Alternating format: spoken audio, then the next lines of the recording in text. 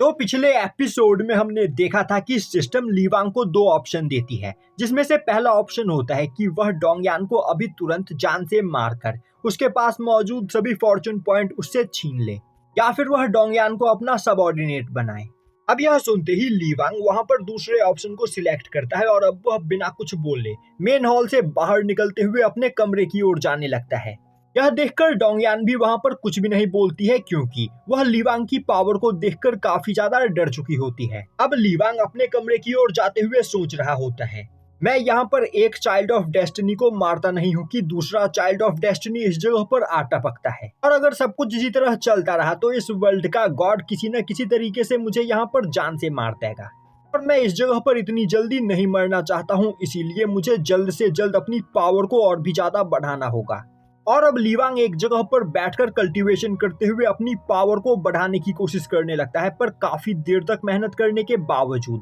वह अपनी कल्टीवेशन को थोड़ा सा भी नहीं बढ़ा पाता है। यह देखते ही वह सिस्टम के अंदर नई टेक्निक्स को सर्च करने लगता है, जिनका यूज करते हुए वह अपनी पावर को बढ़ा सके। तभी वह नोटिस करता है कि उसके पास वॉइड सुप्रीम की भी कल्टीवेशन टेक्निक है, और अब उसे याद आता है कि वॉइड सुप्रीम ने किस तरह एक वॉइड वर्ल्ड का गेट ओपन किया था। जो याद आते ही वह सोचने लगता है, वॉइड सुप्रीम की पावर का यूज करते हुए मैं एक दूसरे वर्ल्ड के पोर्टल को ओपन कर सकता हूँ। तो अगर मैं इस पोर्टल के साइज को छोटा करके अपने डांटियान को सीधा वॉइड वर्ल्ड के अंदर भेज दूं और वॉइड वर्ल्ड के अंदर मौजूद डेमोनिक एनर्जी को सीधा पोर्टल के रास्ते अपने डांटियान के अंदर एब्जॉर्ब करूं, तो क्या पता मेरी पावर यहाँ पर और भी ज्यादा बढ़ सकती है। और अब लीवांग अपने वॉइड पोर्टल के साइज को छोटा करते हुए उसे अपनी बॉडी के अंदर भेजता है, और अब वह उस पोर्टल के रास्ते अपने डांटियान को वॉइड वर्ल्ड के अंदर ट्रांसफर कर देता है। अब वॉइड वर्ल्ड में पहुंचते ही लीवांग का डांटियान वहां पर मौजूद इंटेंस डेमोनिक एनर्जी को अपने अंदर एब्जॉर्ब करने लगता है, जिससे अब लीवांग की बॉडी के अंदर से काफी खतरनाक डेमोनिक एनर्जी रिलीज होने लगती है। और अब लीवांग उन सभी डेमोनिक एनर्जी को रिफाइन करते हुए वहां पर अपनी पावर को बढ़ाने लगता है। तभी लीवांग के कमरे के दरवाजे पर लात मारते हुए सेकंड एल्डर उस कमरे में आ पहुंचता है, और अब वह लीवांग को देखते हुए बोलता है, अब मुझे समझ में आया कि आखिर इतने कम टाइम में तुम इतनी जल्दी इतने ज्यादा पावरफुल कैसे बन गए। तुम यहाँ पर अपनी पावर को बढ़ाने के लिए डेमोनिक टेक्निक्स का यूज कर रहे हो, तुम एक डेमोनिक कल्टीवेटर हो। तभी लीवांग खड़ा होते हुए बोलता है, लोअर रैलम में मुझे वॉइड सुप्रीम का इनहेरिटेंस मिला, और मैं यहाँ पर वॉइड सुप्रीम के इनहेरिटेंस की ही प्रैक्टिस कर रहा था, किसी डेमोनिक कल्टीवेशन की नहीं। तभी सेकंड एल्डर गुस्से में चिल्लाते हुए बोलता है, लीवांग मैंने अपनी आंखों से तुम्हें यहाँ पर डेमोनिक कल्टीवेशन करते हुए देखा है, तो तुम मुझे बेवकूफ नहीं बना सकते हो। यह सुनते ही लीवांग एक गहरी सांस लेते हुए बोलता है, तो एल्डर अब आप यहाँ पर क्या करना चाहते हो। तभी एल्डर बोलता है, आखिर इस जगह पर करना क्या है। अगर यह बात इस कमरे से बाहर निकली कि ली फैमिली का यंग मास्टर एक डेमोनिक कल्टीवेटर है, तो अपर वर्ल्ड के सभी कल्टीवेटर्स एक साथ मिलकर तुम्हारे साथ साथ हमारी पूरी ली फैमिली को डिस्ट्रॉय कर देंगे। तो मुझे इस राज को इस कमरे के अंदर ही दफनाना होगा, इसीलिए लीवांग आज मैं तुम्हें इसी कमरे के अंदर मारकर दफना दूंगा। तभी लीवांग बोलता है, मेरे पास इससे भी अच्छा एक आइडिया है, क्यों ना मैं आपको मारकर इस कमरे के अंदर दफना दूं, जिसके बाद इस राज के बारे में किसी को भी नहीं पता चलेगा। यह सुनते ही सेकंड एल्डर जोर जोर से हंसने लगता है और बोलता है, क्या तुम्हें सच में लग रहा है कि तुम मुझे यहाँ पर मार सकते हो। यह बोलते हुए सेकंड एल्डर अपनी पावर को रिलीज करते हुए उस जगह पर कई सारे आइसिकल्स को समन करते हुए उनसे लीवांग के ऊपर अटैक कर देता है। पर तभी लीवांग अपनी डेमोनिक पावर का यूज करते हुए उस अटैक को ब्लॉक कर लेता है, जो देखकर सेकंड एल्डर को कुछ भी समझ में नहीं आता है। और तभी वह देखता है कि वहां पर लीवांग की कल्टीवेशन लगातार बढ़ती चली जा रही होती है, क्योंकि लीवांग का डांटियान अभी भी वॉइड रैलम के अंदर मौजूद होता है, और वह लगातार डेमोनिक एनर्जी को लीवांग की बॉडी के अंदर ट्रांसफर कर रहा होता है। और अब लीवांग ब्रेक थ्रू करके डिवाइन किंग रैलम के पीक पर पहुंच जाता है। वहीं पर अभी भी लगातार उसकी पावर बढ़ती ही चली जा रही होती है, जो देखकर सेकंड एल्डर काफी ज्यादा डर जाता है। तभी लीवांग अपनी पूरी पावर को कॉन्सेंट्रेट करते हुए वॉइड रैलम से आ रही डेमोनिक पावर का यूज करते हुए वहां पर एक डेमोनिक धर्मा बॉडी को समन करता है, जिसे देखते ही सेकंड एल्डर और भी ज्यादा डर जाता है, और अब वह वहां से भागने की कोशिश करता है, पर लीवांग की धर्मा बॉडी सेकंड एल्डर को पकड़ लेती है। अब सेकंड एल्डर वहां पर इतना ज्यादा डर चुका होता है कि वह गिड़गिड़ाते हुए बोलने लगता है, लीवांग प्लीज मुझे यहाँ से जाने दो, मैं तुम्हारे इस राज के बारे में किसी को भी नहीं बताऊंगा, तो प्लीज मुझे यहाँ से जाने दो। पर तभी लीवांग उसे मसल कर वहां पर मार देता है,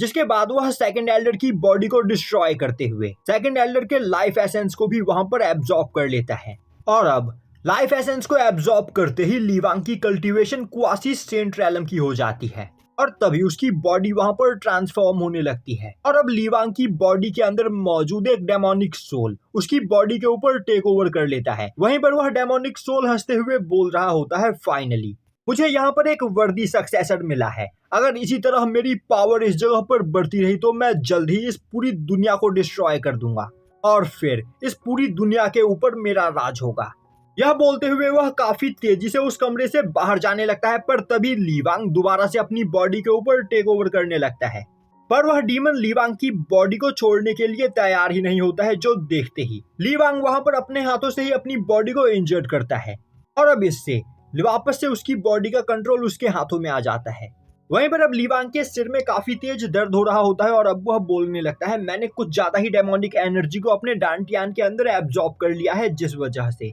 मैं यहाँ पर कंट्रोल खो रहा हूँ। और अब वह एक जगह पर बैठकर दोबारा से कल्टीवेशन करते हुए स्पिरिचुअल चेंज का यूज करते हुए अपने डांटियान को स्टेबल करता है, जिससे उसका डांटियान लिमिट से ज्यादा डेमोनिक एनर्जी को उसकी बॉडी के अंदर एब्जॉर्ब ना करे। और अब वह वहां पर बैठकर सोचने लगता है, मेरी बॉडी के अंदर एक डेमोनिक सोल है जो मेरी बॉडी के ऊपर टेक ओवर करके इस दुनिया को डिस्ट्रॉय करना चाहता है। फिर मुझे सिस्टम ने इस बारे में पहले क्यों नहीं बताया। अब ली वांग इस बारे में सोच ही रहा होता है कि तभी लिंगजू उस जगह पर आ पहुंचता है और अब वह चिल्लाते हुए बोलता है, ली वांग आखिर इस जगह पर क्या चल रहा है। अब अपने फादर को देखते ही ली वांग परेशान हो जाता है और सोचने लगता है। अब अपने फादर को वहां पर देखते ही ली वांग काफी ज्यादा डर जाता है और सोचने लगता है, कहीं फादर ने यहाँ पर चल रही सभी चीजों को देख तो नहीं लिया। पर ली वांग के फादर ने वहां पर कुछ भी नहीं देखा होता है और अब वह बोलते हैं, ली वांग आखिर इतनी रात में तुम क्या कर रहे हो और आखिर तुम्हारे कमरे से फाइट की आवाज क्यों आ रही है। यह सुनते ही ली वांग बोलता है, फादर पता नहीं कैसे मैं यहाँ पर नींद में चल रहा था और नींद में ही मैंने यहाँ मौजूद 3-4 पिलर्स को डिस्ट्रॉय कर दिया। यह सुनते ही ली वांग के फादर बोलते हैं, तुम्हें यहाँ पर आराम करना चाहिए, तुम बहुत ही ज्यादा मेहनत कर रहे हो, जिस वजह से तुम्हारी बॉडी को आराम करने का मौका नहीं मिल रहा है। इसी वजह से तुमने नींद में चलना स्टार्ट कर दिया है, तो मैं चाहता हूँ कि तुम यहाँ पर आराम करो और मैं सभी सोल्जर्स को यह बता दूंगा कि तुम्हें कोई भी 3-4 दिन तक डिस्टर्ब ना करे। यह बोलते हुए ली वांग के फादर वहां से चले जाते हैं।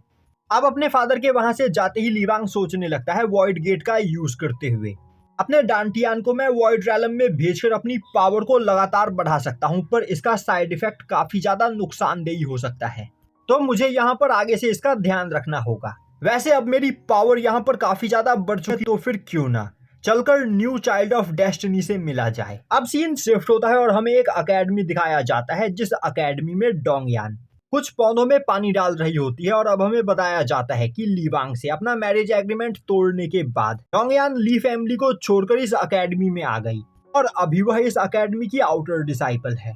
तभी वहां से कुछ सोल्जर्स गुजरते हैं और अब वह डोंगयान को देखते हुए आपस में बात करने लगते हैं, इस लड़की ने अभी अभी हमारे अकेडमी को ज्वाइन किया है और यह सच में एक पियरलेस जीनियस है और आज ग्रेट एल्डर हमारे अकेडमी के 2 आउटर डिसाइपल्स में से किसी एक को अपना ट्रू डिसाइपल एक्सेप्ट करने वाले हैं, जिसमें से एक कैंडिडेट यह लड़की भी है। तभी दूसरा सोल्जर बोलता है, कहीं तुम भूल तो नहीं गए कि दूसरे कैंडिडेट ब्रदर यानजेंग है और ब्रदर यानजेंग सुआनवू डायनेस्टी के क्रोन प्रिंस है, तो उनके सामने इस लड़की का कोई भी चांस नहीं। ग्रेट एल्डर उन्हें ही अपना ट्रू डिसाइपल एक्सेप्ट करेंगे। यह बोलते हुए वह सोल्जर उस गार्डन में मौजूद कुछ स्पिरिचुअल हर्ब को अपने पैरों से मसल देता है, जो देखते ही डोंगयान को काफी ज्यादा गुस्सा आता है और अब वह बोलती है, कुछ कीड़े मकोड़े मेरे स्पिरिचुअल गार्डन में घुस आए हैं, तो मुझे उन्हें ठिकाने लगाना होगा। यह बोलते हुए वह कुछ आइसिकल्स को समन करते हुए उन दोनों सोल्जर्स के ऊपर अटैक कर देती है, जो देखते ही वह दोनों सोल्जर काफी ज्यादा डर जाते हैं और अब वह उस अटैक को डॉज करते हुए गुस्से में चिल्लाने लगते हैं और बोलते हैं, आखिर तुम्हारी हिम्मत कैसे हुई हम पर अटैक करने की।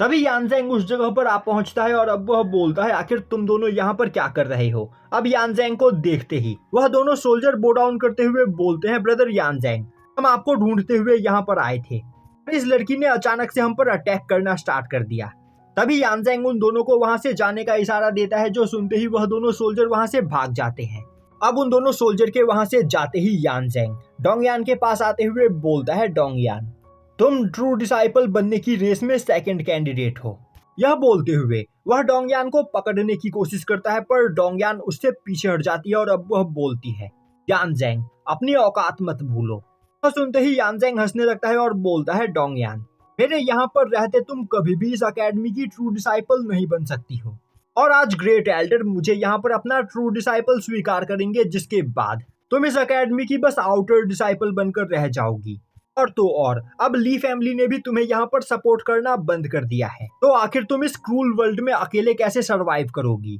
तभी डोंगयान बोलती है, तुम्हें मेरे बारे में चिंता करना छोड़कर अपने बारे में सोचना चाहिए, और यह तो वक्त ही बताएगा कि आखिर इस जगह पर ट्रू डिसाइपल कौन बनता है। यह बोलते हुए डोंगयान वहां से जाने लगती है। यह देखते ही यानज़ेंग को काफी ज्यादा गुस्सा आता है और अब वह बोलता है, मैं तुम्हें यहाँ पर मेरी कॉन्क्यूबाइन बनने का एक मौका दे रहा हूँ, पर तुम इस मौके को गंवाना चाहती हो, साथ ही साथ तुम मुझे यहाँ पर एटीट्यूड दिखा रही हो। यह बोलते हुए यानज़ेंग डोंगयान के ऊपर अटैक कर देता है, और अब वह डोंगयान का गला पकड़ते हुए उसे ऊपर हवा में उठा देता है और बोलता है, तुम्हारी फैमिली इस जगह पर डिस्ट्रॉय हो चुकी है, और अगर ली फैमिली ने आज तक तुम्हें सपोर्ट नहीं किया होता तो कब का तुम्हारे सभी फैमिली मेंबर्स यहाँ पर मारे जाते। इसके बावजूद तुम्हारे अंदर इतना घमंड है। अभी अचानक से ली वांग यानज़ेंग के पीछे आ पहुंचता है और अब वह गुस्से में यानज़ेंग को एक पंच मारते हुए दूर फेंक देता है। अब ली वांग को वहां पर देखते ही डोंगयान बोलती है, आखिर तुम इस जगह पर क्या कर रहे हो। तभी ली वांग बोलता है, अब तक यहाँ पर बस तुमने ही अपने मैरिज एग्रीमेंट को डिस्ट्रॉय किया है, मैंने नहीं,